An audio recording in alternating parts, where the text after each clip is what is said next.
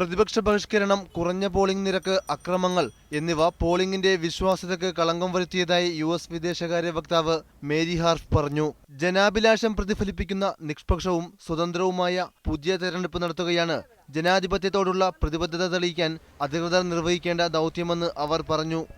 സമാധാന മാർഗത്തിലൂടെ ജനാധിപത്യത്തിലേക്ക് മടങ്ങിവരാൻ ഐക്യരാഷ്ട്രസഭയുടെ സഹായമുണ്ടാകുമെന്ന് ബാൻ കി മൂൺ അറിയിച്ചു. എന്നാൽ തങ്ങളുടെ വിജയം നിയമാനുസൃതമാണെന്ന നിലപാടിലാണ് പ്രധാനമന്ത്രിയും അവാമി ലീഗ് നേതാവുമായ ഷെയ്ഖ് ഹസീന. പ്രതിപക്ഷം അക്രമം അവസാനിപ്പിച്ചാൽ പുതിയ തെരഞ്ഞെടുപ്പിനെക്കുറിച്ച് ആലോചിക്കാമെന്നും അവർ പറഞ്ഞു. ജമാഅത്തെ ഇസ്ലാമി പോലുള്ള സംഘടനകളുമായി ബംഗ്ലാദേശ് നാഷണലിസ്റ്റ് പാർട്ടി നടത്തുന്ന അക്രമം അവസാനിപ്പിക്കണമെന്നും ഷെയ്ഖ് ഹസീന ആവശ്യപ്പെട്ടു. അതിനിടെ രാജ്യവ്യാപകമായി നടത്തിയ പരിശോധനയിൽ BNPയിലെ 7 പ്രമുഖ നേതാക്കളെ അറസ്റ്റ് ചെയ്തു.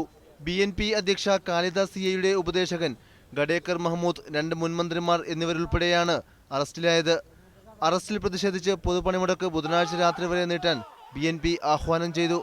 ബംഗ്ലാദേശിൽ അക്രമ സംഭവങ്ങൾ ഇപ്പോഴും തുടരുകയാണ്. ഇന്നലെയുണ്ടായ അക്രമത്തിൽ 5 പേർ കൂടി കൊല്ലപ്പെട്ടു. News desk, media 1.